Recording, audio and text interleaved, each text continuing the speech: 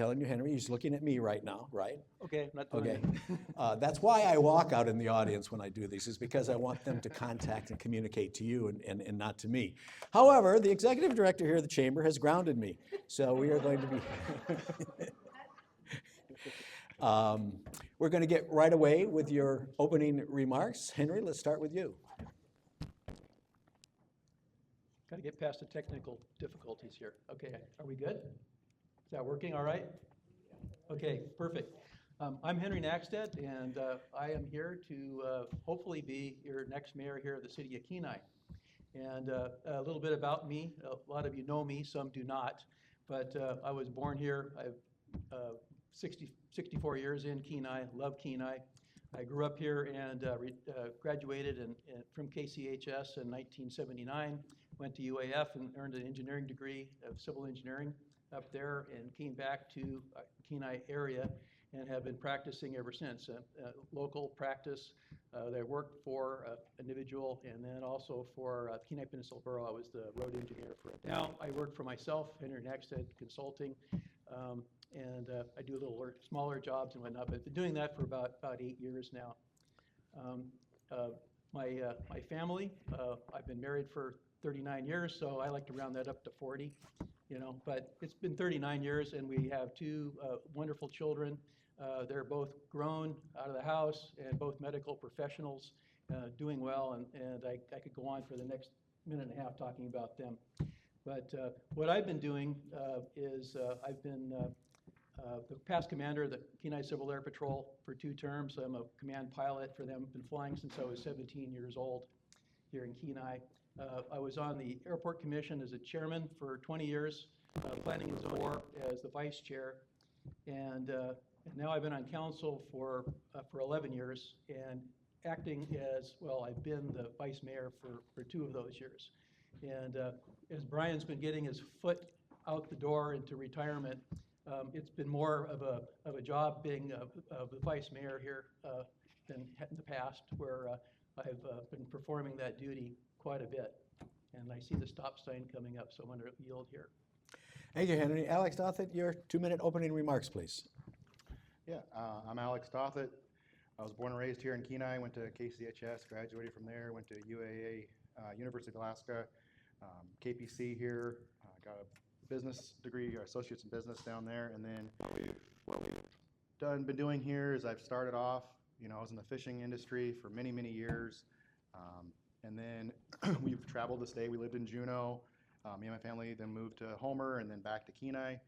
And then we opened a business after being in the oil field for several years. We opened a Kenai Peninsula Driving Instruction right here in town. Been growing that business for the last 9 years. We have 20 employees in 2 locations. Literally, it produced thousands of students from anywhere from Class D drivers, new drivers, to CDL students. Had a huge experience growing a business in the city of Kenai with a storefront. Our CDL training facility, we were able to develop that here in town. We have rental properties coming up, new rental properties also. So I've kind of started by building my business in Kenai mostly.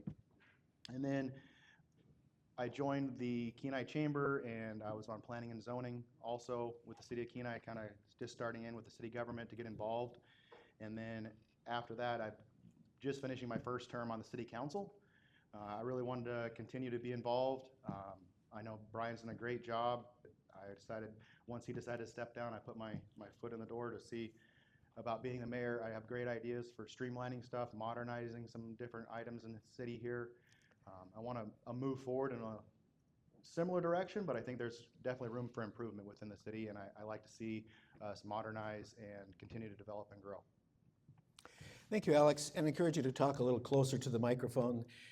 That's so that Clint can hear in the back there. He forgot his hearing aids today. So, okay. I wasn't looking at you. That's better. That makes the sound system work a lot better.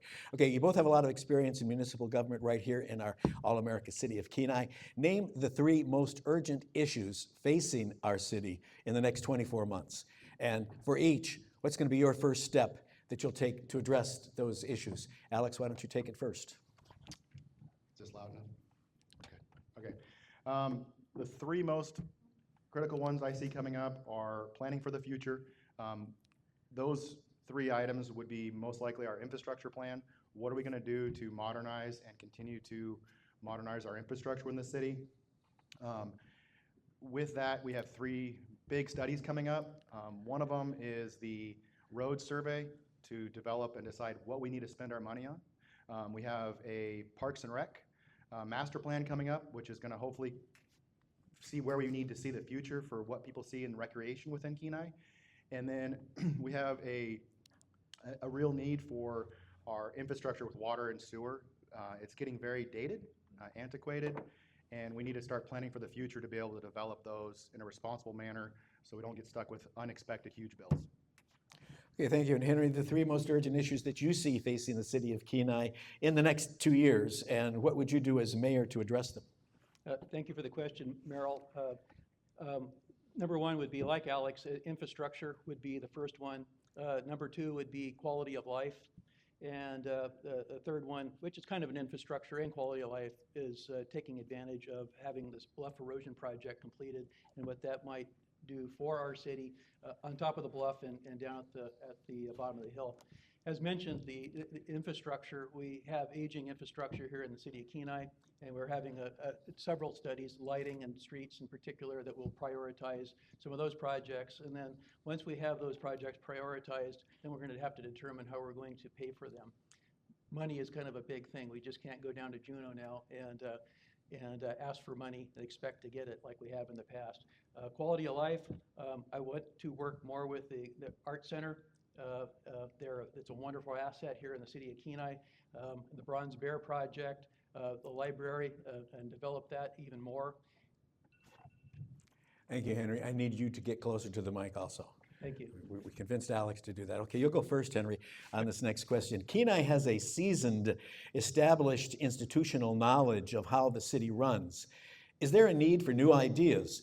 And if so, how would you balance the continuity with innovation across departments? We can always use new ideas, and that's kind of what makes the city grow, or any business for that matter. And continuity between departments, that's being facilitated quite a bit by our city manager. He is doing an excellent job in doing that. And the departments, from my perspective, are collaborating now and will continue to do so in a very effective way. And I kind of lost track of what your question was, Merrill. Just how would you balance new ideas versus established, seasoned institutions? Gotcha. Thank you very much. I guess I went through the Imagine 2020 comp plan, which was completed in 2016, and as Alex pointed out, we'll be doing a new one of those. So that's really where it comes back to the public, I think, where we can get input from the people, what they want us to do, and that comp plan is excellent for doing that, and I really look forward to that. Thank you. And Alex, the same question. With a seasoned, established municipal government running this way, is there a new place for new ideas? You have new ideas, and if so, how would you balance the continuity and innovation across the departments in implementing them? Yes, we do have a very well-established city government. I believe that there is room for modernization within it. I know there's several aspects of our city code that need to be updated and modified for those, the nuances and changes in technology. I want to reach out for new ideas. Like, we've got our opinion study, our survey coming up here, a public opinion survey coming up pretty soon. When I was at the chamber, I found one from 1992. It was really interesting to see what the public had for new ideas then and what they thought concerns were. We're getting a new one coming up here pretty quick. So hopefully with those ideas, we can help to modernize and get to work together. Our city staff works together really well right now, but we're struggling to keep some of the key positions filled for long periods of time to keep that fluid. So I want to look into other ways we can try to encourage keeping that city staff in those higher positions to make it move forward in a more fluid way, so to speak, so we don't have to keep retraining people constantly.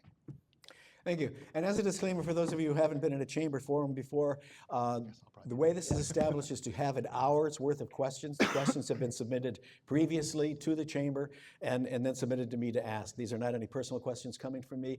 And the candidates, I'm sure, would be glad if you have extra time and don't have to get back to work. Something that we don't cover in this forum will be personally willing to stay here and work with you and answer any questions that you have. Okay, Alex, our third question for the day. Are you familiar with the down street light on Pine Avenue? There's concern that's been expressed about obvious safety issues, long winter nights ahead. Will you, or what would you do as mayor to get the downed light pole repaired?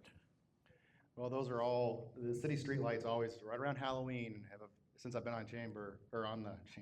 on the council, about every year, right around Halloween, people start thinking trick-or-treating, and they see the darkness, and they start thinking about these streetlights. And it's come up every year as a concern, and we are moving forward with a streetlight survey.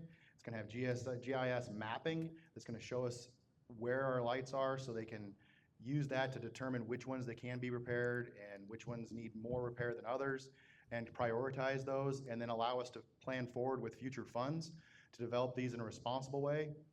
There's always going to be lights out.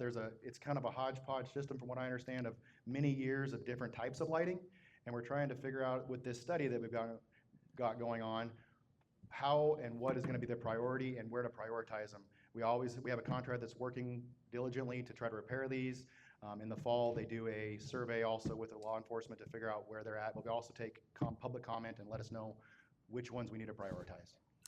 Thank you. Henry, the Pine Street light, you gonna get your tools out and go fix it? Actually, I will.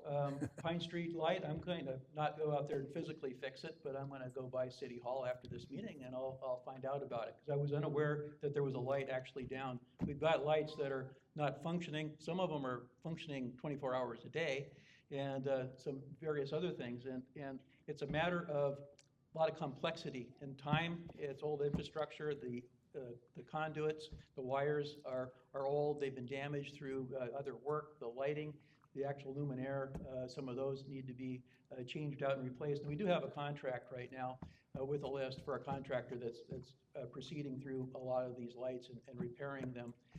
Not going to fix them all. Probably going to run into some issues in doing that. But the study that we're doing is going to help determine where those lights are and what needs to be done. The other thing I've been encouraging the city administration to do is have a way for the public to complain, to notify the city of a down light or a light that's not working, so we're aware of it.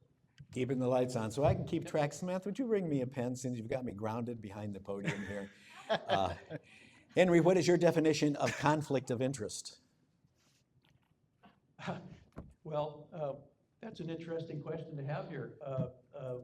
Conflict of interest would be having interest in property or monies or something that, well, is from a city council perspective, let's back up, is one where my master is the city of Kenai, and anything that I do is going to be for the city of Kenai and not necessarily my benefit. So that would be one form of conflict of interest.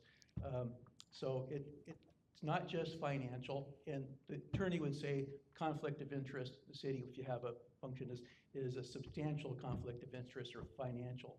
I'm on multiple boards and whatnot, and there's things that are happening, but I don't get paid for any of those. So they're notified, but I don't get any benefit financially from them. So. Okay, thank you, Henry. And Alex, the same question. Your definition of a conflict of interest as mayor.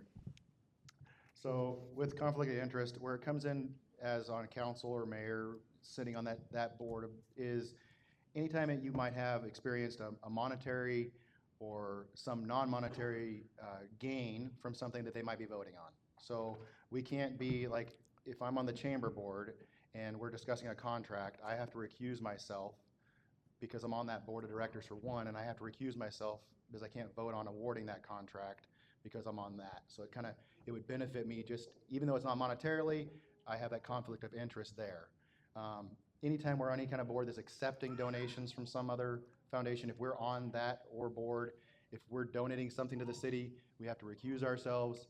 And honestly, when it comes down to it, if I have a question like, oh, if I'm gonna be able to do this or not, I just ask the city attorney. We have a great resource.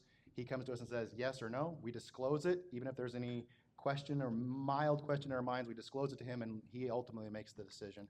And then we can also decide to just not vote if we don't feel comfortable either. Thank you, Alex. Go first on this next question. What would be your governing philosophy if you become mayor? And how will residents feel the difference in their daily interactions with City Hall?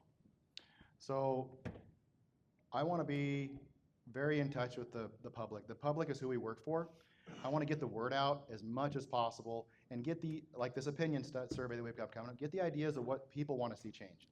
There's all kinds of ideas. Every resident out here has something that they would like to see change, whether they're the most happy and satisfied resident in the community. Everybody I talk to, there's always that one last, oh, but you know, I could see this or that. It could be, hey, we can change the speed zone on this road. That'd be really nice. Or maybe we'll add a sign here or something like that. It could be, you know, hey, I want my taxes to be lower. You know, everybody's got something in their mind. I want to reach out to those people and find out their ideas by modernizing it with, one of the ideas is I saw that in Fairbanks, the mayor has a mayoral minute on social media, and he does a little 1-minute clip once a month, kind of updating if we've got big projects, how's it going? Reach out in a more modern way. I pushed for the radio to get that ads out there, and other than some of the antiquated ways we've been reaching out, I want to modernize that and reach out with surveys and on radio and public media. Thank you, Alex. And Henry, the same question. As mayor, your governing philosophy, and how will residents feel the difference in your philosophy and daily interactions with City Hall? Well, the way I operate professionally and otherwise is I like to get input, and I will respond to that input. So if you send me a text or an email or you call me, I'm going to answer the phone, I'm going to respond, and I'm going to do it in a timely way. So not everybody wants to go through City Hall. It's intimidating, maybe it's something else, whatever, and I don't think that I would be considered that by most folks. So I realize that's opened me up for a lot of that kind of dialogue, but that's what the job entails, and it does that for with City Council too. But so if I can get the input, kind of like the sign or the light that I just heard, even though it was kind of indirect on this Pine Street, I'm going to act on that, and that's what you can expect from me as mayor. Okay, thank you, Henry. You go first on this next one as well. Describe a specific city council or commission decision where you changed your mind after public input or you received new data. And what did you learn from that experience? Oh, boy, coming up with a specific, because frankly, I want to say that I don't do it all the time, but I do it quite frequently because I go in very, very schooled and prepared for an issue, and there's always room for modification based on what the council might say or what the public might say. So there's just almost every piece of legislation that we do. There's always some good modifications because we don't think about the everything as we're putting it together. So let's just say the riverfront rezone. That was something that I sponsored, and we had multiple inputs on different types of housing and what could be allowed in there, and we made those modifications based on one of the property owners was planning on building a home in there, so we allowed that as a development in that zone. But there are just so many of them. Thank you, Henry. Alex, the same thing. Is there a specific city council or commission decision where you changed your mind after receiving more public input or new data? And in that change of mind, did you learn something about leadership? So I'll go clear back to the very first time I did my first ordinance that I tried to get through that we did end up getting through, but it was a little more complicated than I first thought when I was fresh on city council, when I was talking about chickens. I had some people come up and they were like, hey, we should have backyard chickens. I'm like, oh, that's interesting. I'm fresh to city council. I'll get it started. And it was multiple months later, we hashed through the project.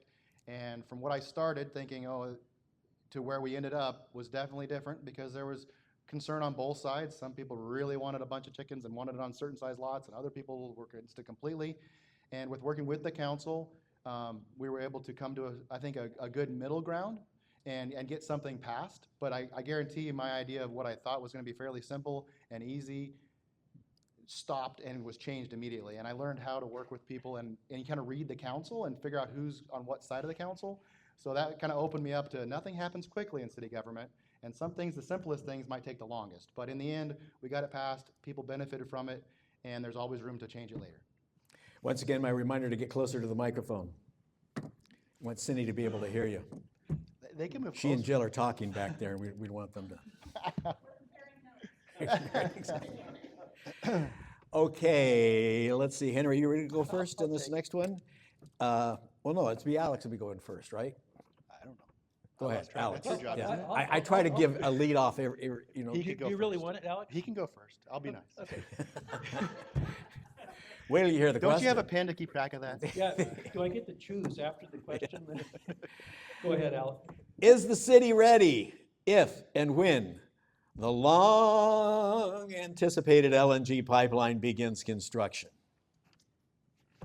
Yes, the city is ready, and it's ready as it can be, let's say. And what that means is, if it comes, and frankly, I listened to Larry personally, and according to him, it's just not gonna happen. But I think that the gas pipeline will come eventually, and if it's gonna happen, we're gonna hear about it soon. But first off, we got a $21 million project on the runway that's going to upgrade that runway next summer. So that will be, the runway will be prepared. We've got ground for a new terminal that would probably be necessary for the LNG. We've got the water, we've got the sewer. If they need our water, which I think they will, we've got the capacity, and they can pay for extending that water line out north, and that can happen. So we can do all of that. We have a lot of the other infrastructure on our roads that will be fine. The state of Alaska is going to be dealing with an awful lot of their own problems. There's going to be some growing pains. And frankly, you know, I was here in the 60s when oil and gas really kicked in and went through all of that and doubling up on the schools, but that's beyond just a city problem. Thank you. And Alex, the same thing regarding the question we've been looking at for 30 years, but is the city ready to handle the type of construction influx that would happen in our municipality if it begins construction? Well, I'll be a little bit different view on that. I don't think so. I mean, I think we've got a long ways to go. If we're gonna have 1,000 people all of a sudden coming to the city to start working, right now, I don't know what we have to do that, the infrastructure. We have really difficult times keeping up with what we have right now, and sometimes if we expanded greatly to take on more maintenance of city water and sewer lines, especially if we're going that far out north, the staff is gonna have to grow. We're gonna have room for growth. Now, would we be able to do that? Yeah, because we have that tax base, but right now, if it were to turn on tomorrow, we've got multiple years of planning that we need to be looking forward to make this happen. Increasing our infrastructure. We have outdated pump systems. We have lift stations that need fixed. We have antiquated sewer and water lines. All this stuff needs to be like in the forethought of, if this happens, we need to be planning forward of how we're gonna handle it. And right now, if it were to be tomorrow, I don't think we could. Could we make it happen? Yes, but we just need to know how much it's gonna cost and plan for it, because we don't wanna burden our current taxpayers with that much growth without it being here for sure. Thank you, Alex. Now, speaking of projects that we've been working on for 30 years or better, the Kenai River Bluff stabilization is underway with a federal local cost share. How would you, as mayor, manage the city's share of construction impacts and long-term maintenance issues? On the Bluff project, right? Yeah, money. It's always about the mighty dollar, right? The long-term maintenance plan, which we haven't received yet, but we're gonna get basically a worksheet. It's gonna say how to maintain this and what we're supposed to do as a user guide, essentially. And when we look at that, we're gonna have to come up with an idea and a long-term forecast of, you know, like a great idea is we have the vehicle replacement fund. And we pay in so much a year, every department does, to anticipate that they might have to change out vehicles sometime. Well, I think we're gonna have to probably set a savings fund up and start putting money aside to where, you know, when you have a brand new project, it's not gonna cost that much to maintain. As it ages, we could probably gonna have to increase our costs and how much it's gonna cost to maintain that. So I think by doing a savings plan now, to put a little bit aside each month or annually or quarterly or however we wanna do it, into a fund of some kind to plan forward is a great way to do it. It worked great for our vehicle replacement fund, and I see that as something we're gonna have to start anticipating for this maintenance on that bluff stabilization project. Thank you, Alex. And Henry, the same issue, the bluff construction is now underway for stabilization. That's good news. Long-term, looking into the future, how can you manage the city's share of those construction costs and long-term maintenance issues? Thanks, Al, for that question. First off, we're already sharing in the construction costs, so that money is already taken care of. And we do have some monies left over for, frankly, we have to be able to access the structure. And it's being built down there, but we really can't get there from here. We got to cross a creek, and then we have to cross a ravine and whatnot just to get to that. And we've got our consultants working on that. So from state monies that we do have right now, we should be able to build, hopefully, a small bridge to be able to access that. The project, according to the engineers, because that was a question I have, is, well, what is the maintenance on this? It's a pile of rocks, you know, it's there, and they say, well, first off, it's guaranteed for a year, and, well, we might extend that, and there probably isn't going to be a whole lot. It's going to be there and it's going to stay. So I think that we just need to be, it's like any model A of anything, it's something new, and we're just going to have to watch it and see, and then set up a fund for what we need to construct later.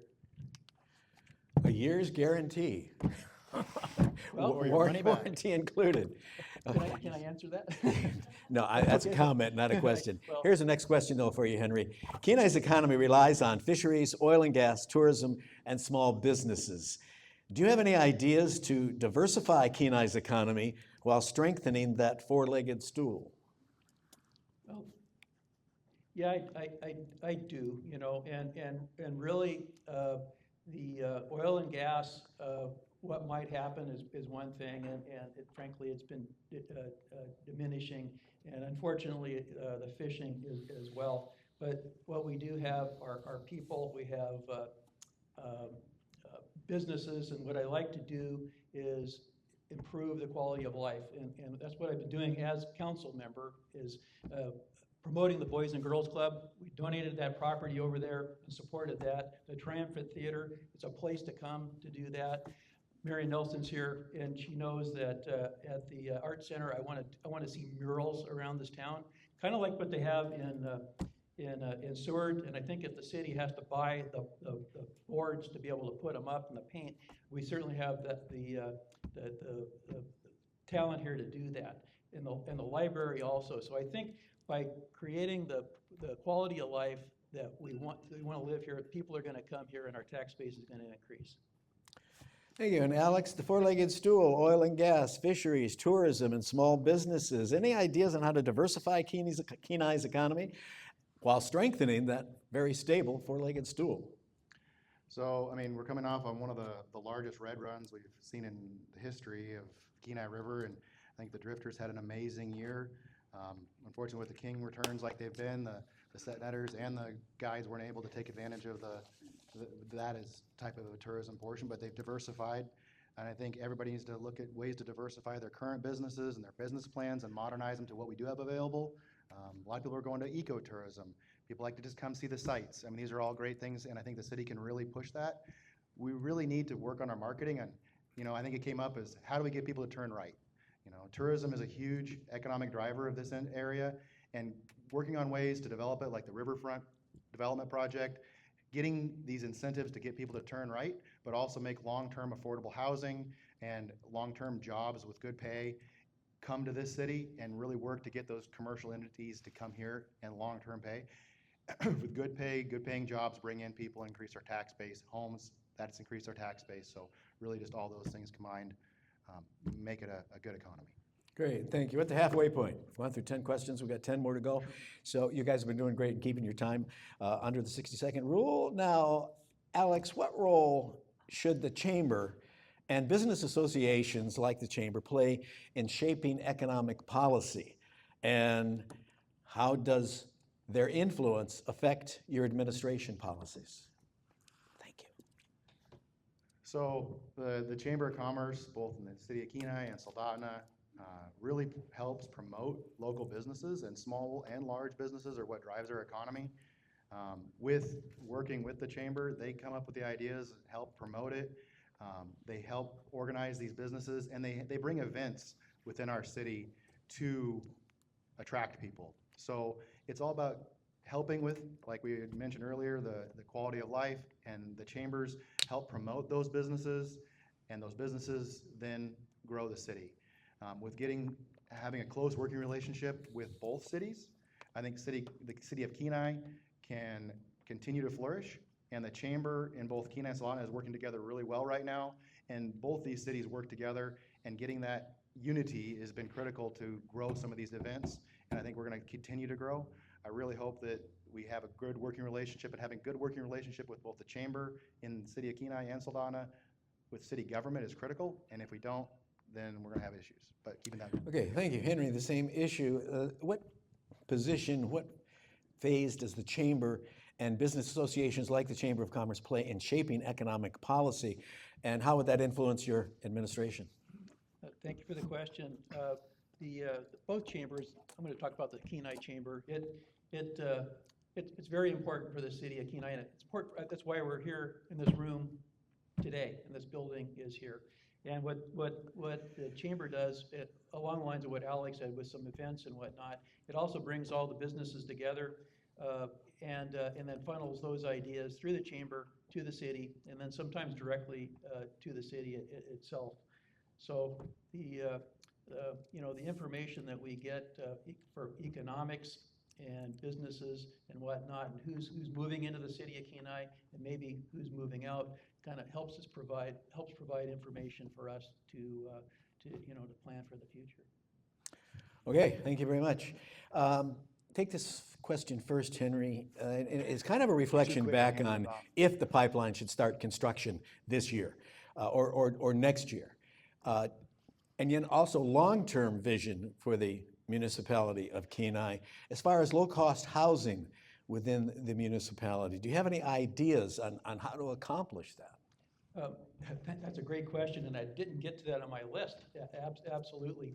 The gas pipeline coming, it's a phase one, and that won't actually come to Kenai, but it's going to impact us one way. So there's going to be, one way or the other, it's going to be a little delayed. If you've gone down Redoubt Avenue or in that area, you're going to see a lot of housing that's happening out there. And I want to thank Glenn Hall Quality Builders, for the work that he's doing out there, building houses. And adjacent to that, the city owns a lot of property here, not only there, but other places. So there's possibilities of working with a developer, a private developer like Clint, but we've been working with Kenai Peninsula Housing Initiatives in providing space for senior housing and low income as well. And what we're going to be working on here shortly is an extension of a water line beyond Redoubt that can help develop more property away from there. So, that will help. My time's up. Okay, Alex, the escalating cost of housing, the need for low-cost housing on a long-term basis, and also the immediate need if we were to bring in an immediate workforce. Well, I've heard some about the immediate workforce. If it were to start tomorrow, I've heard rumors of them possibly bringing up like a cruise ship and temporary housing on a cruise ship. There's been some wild ideas.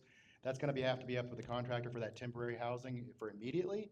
Might have to put in some ATCO trailers or who knows what for that short-term immediate flux if that were to happen. As far as our long-term goals, we're developing rentals here in town, encouraging to work with other developers to do multi-housing. I think it was brought up with that multi-housing development on Redoubt. The city was able to donate some property to them to be able to get that income-adjusted housing project to start. They have a phase 2 that we're working with the city to be able to develop behind that. Other things I'm looking at is how do we get these developers to be able to develop the land the city has? I'm looking at rezoning and adjusting some of the zoning so where they can allow high-density housing in some areas that don't currently allow it, so that we can work to promote with contractors to be able to develop these lands, kind of that equal relationship, what we can do to get them in there most effectively. Thank you, Alex. Twice, Alex, Kenai has been named an All-America City, known for its youth, sports, recreation, innovative education activities, and also its support of senior citizens.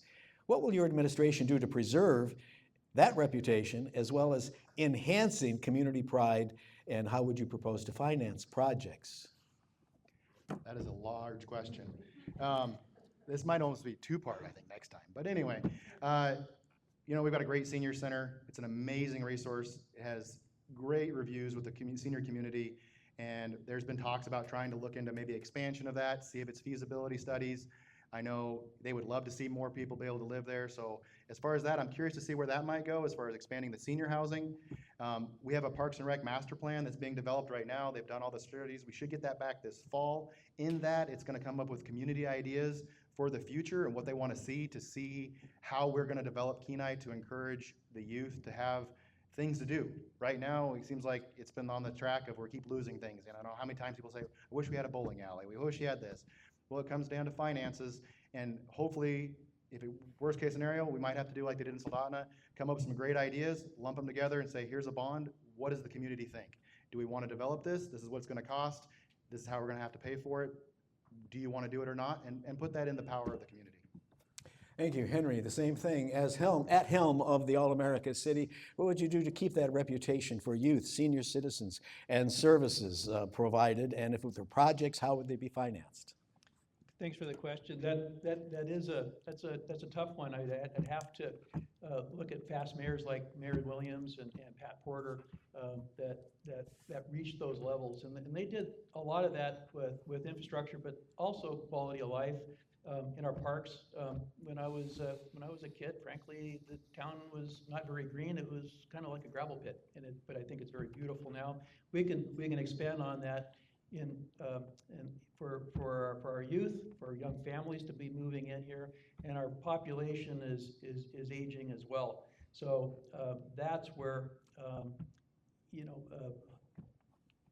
teaming up with Alaska Housing Initiatives for more senior housing, and also with the Knackstedt tribe, they're doing the same thing down near the end of Redoubt, and that's going to be expanding. And as we improve the quality of life and maintain what we have and improve some of the art and beauty we have, I think that we'd be in place to be an all-American city again. Thank you, Henry. This is a Goldilocks question, okay? This is easy. Taxes. Too high, too low, or just right? Well, I guess when I first started paying taxes when I was a kid, I remember complaining to my mother about it, and she said, well, Henry, you should be thankful that you have something to pay taxes on, and I guess that's true. So I'm not sure where I was going with that, other than I think that the taxes we have don't need to be increased at this point. I'm not going to propose to decrease them. So I suppose that leaves me in the middle of the road where whether they're just right or not, they're kind of in that Goldilocks middle point right there, where we don't really have the public coming in and to council very much anyway, concerned about taxes being too high. They do like the services they get. And matter of fact, I've been knocking on doors, and a lot of what I've heard from folks is, I wouldn't mind paying more taxes because I really appreciate city services we've got.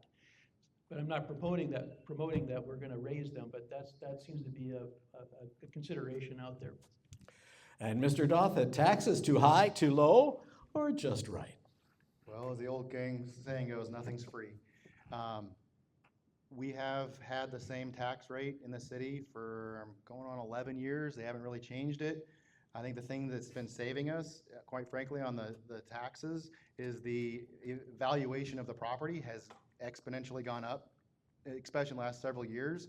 So that has also increased our tax basis. Even though the rates stayed the same, the values of the property are going up fairly quickly. So people feel like they're paying more taxes even though our rate hasn't changed.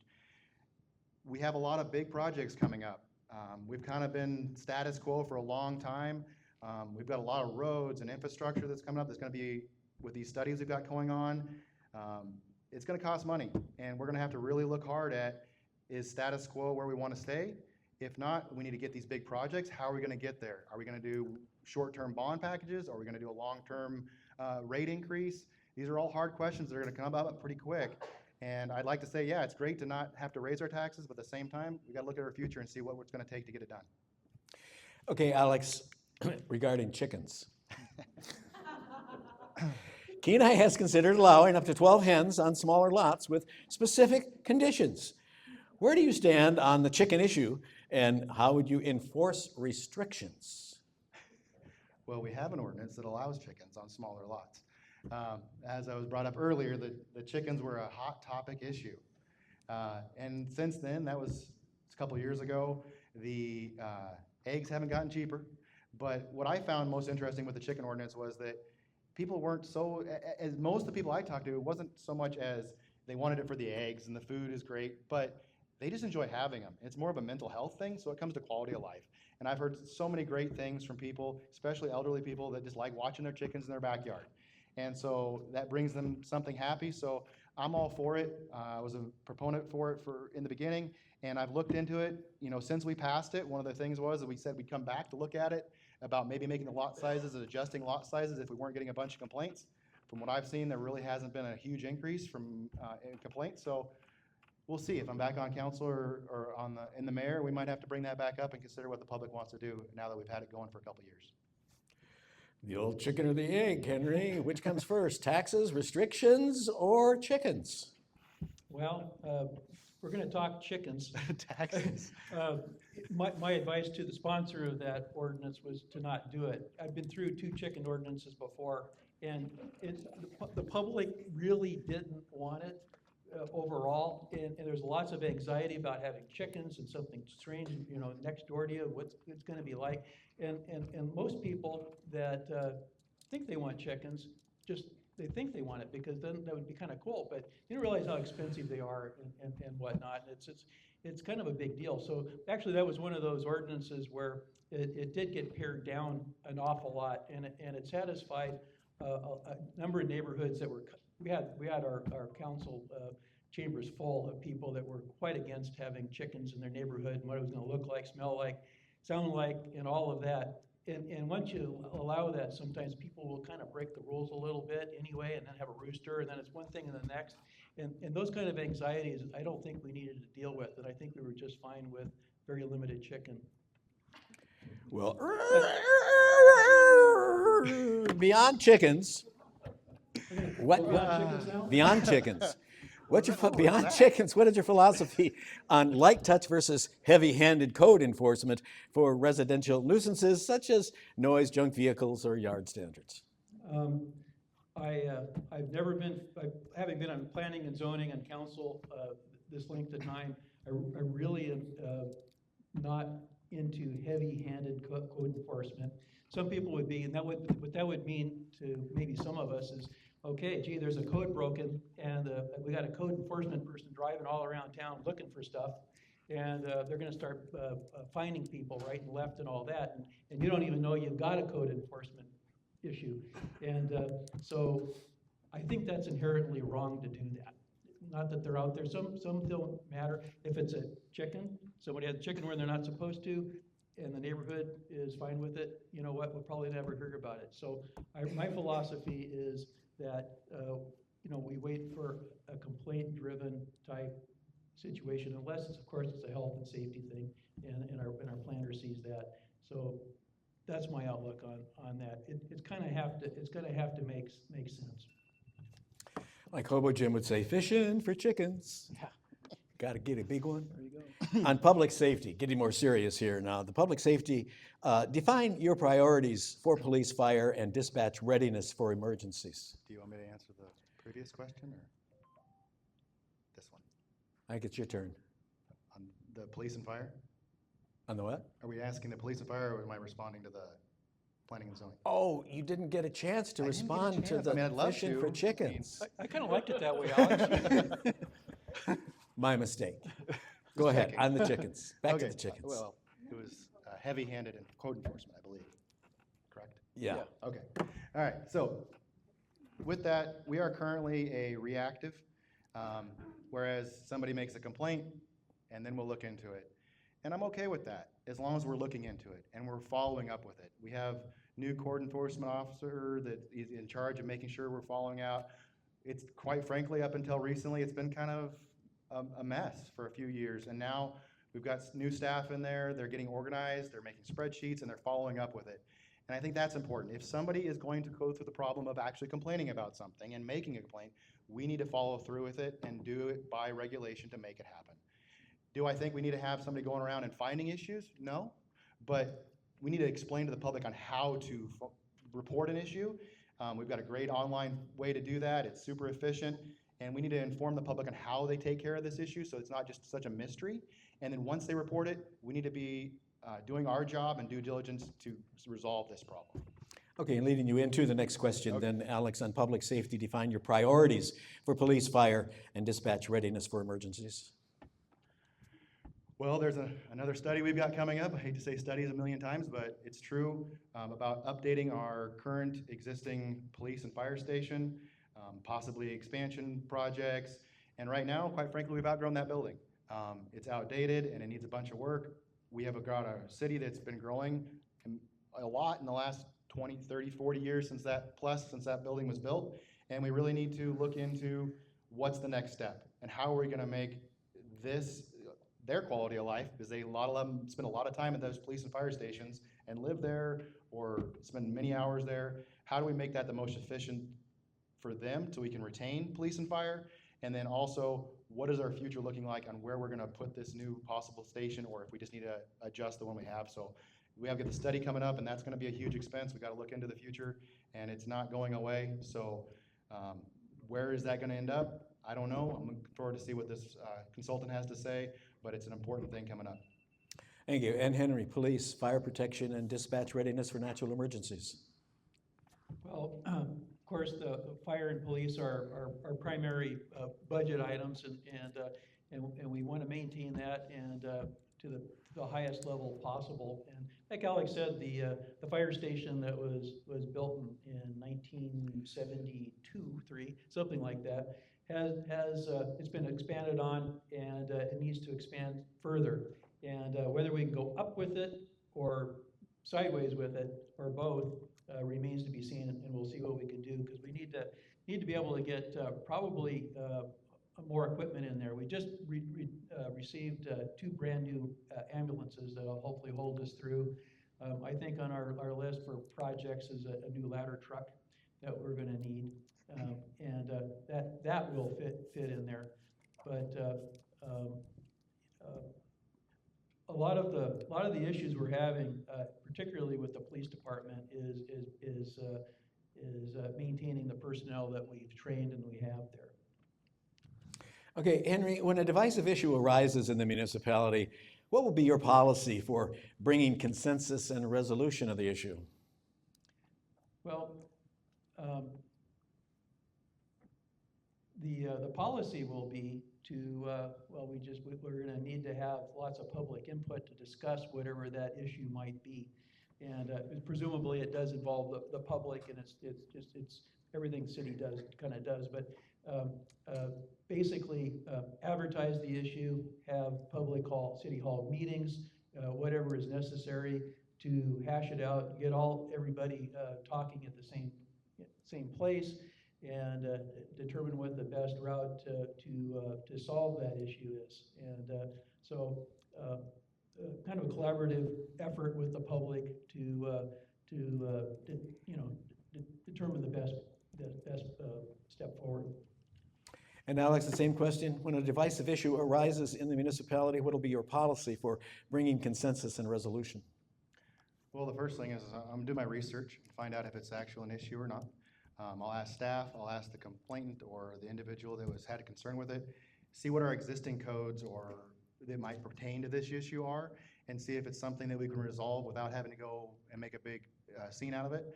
One thing that comes to mind is how I worked with, a few years ago we redid our building codes, and there were some serious concerns with building codes, and I was able to talk to multiple different contractors and building officials and just encourage everybody to get together at City Hall and talk it through and figure out and make a game plan forward. And they were able to resolve some of the issues without having to make a huge deal out of it and move forward with it. So there's ways we can make a public announcement and make a big deal out of it, but I want to try to resolve them as much as we can and see if there's something that we can do before we go that route, and work it out to the complainant first with staff that's there, and do our research, get the facts, find out if it's something we can just do a simple change or in-house without having to make a huge code change.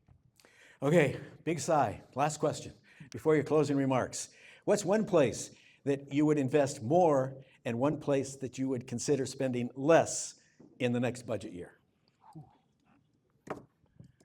Well, it's going to come down to what we find out in these studies, honestly. We've got a bunch of these studies, these public opinion survey coming out. These are gonna kind of drive my decisions on what I wanna push for. I wanna listen to the public, what they want more of. I know personally, one of the things I see that we're gonna have to start budgeting more for is road maintenance. Just simple maintenance of crack sealing and these kind of things. Prioritizing which roads are gonna need to be repaved and what we're gonna have to put our money in. Getting our road and infrastructure plans in line are things that we're gonna have to start budgeting for. It's just, we can't keep kicking the can down the road, so to speak, pun intended. We've got to get these things addressed, and it's not going to get any better. With that, as far as cutting stuff, I hate to see anything cut. You know, with anything we usually have, we're running a pretty tight ship in the city of Kenai, and most everything is pretty tight and budgeted appropriately. But when it comes down to things, if there's efficiency ways, then that comes down to talking to staff and seeing when we go into budget planning on what we can make more efficient and how we can save money that way. Thank you, Henry. Same issue, a place that you could spend more and a place that you could spend less in the coming budget. Yeah. Both tough questions, and you know, our city operates pretty lean and mean, and I really don't see where we're, you know, personally where we can make a substantial cut that's going to be of any real value. Now, if there's some efficiencies we can do, and we've been working on efficiencies for years. Matter of fact, that comes up every year. We've gotten more efficient, so I really don't see anything that we can substantially cut. But what I do see for increase in cost in the future, as Alex pointed out, when these studies come through, is getting all that lighting up and running. That's not going to be cheap, as well as some of our roads and infrastructure. What I think we could do, and it's kind of a two-part on some of the roads, and the gravel roads in particular, where I think our city maintenance folks can actually do a lot of that maintenance. They can place, if it's a matter of putting down 6 inches of gravel, digging out the ditches. I think that's something we can do in the summer. We could also hire a contractor to do some of it, but I think that would be working on both sides. Thank you. Our time is now up, so closing remarks, we'll start with you, Alex Douthit, because you went second in the opening remarks. All righty. So I just want to encourage everybody that if you have any questions for me, reach out to me after this. I am always open to suggestions. Now, granted, I can guarantee you we're not going to be able to fix everything, but if we can just get a few things accomplished from suggestions, that's great. I want to be a data-driven leader. I've really pushed hard for this road study. When I was first looking into trying to get some key roads here repaved in the city, we had data from 2011, and as we all know, costs have changed a lot since 2011. So this new road study is going to let us use data to figure out what we need to do and prioritize those funds.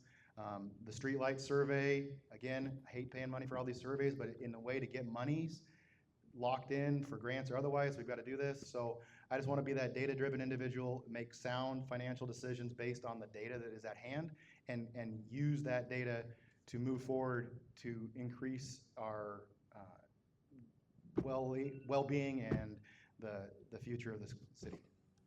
Thank you, Alex. Henry, your closing remarks, please. Okay, thank you, and thank you everybody for coming today. And you know, to tell you the truth, when I started to run, I thought, well, you know, I've ran 4 times. Am I going to have competition or not? And then Alex stepped up, and I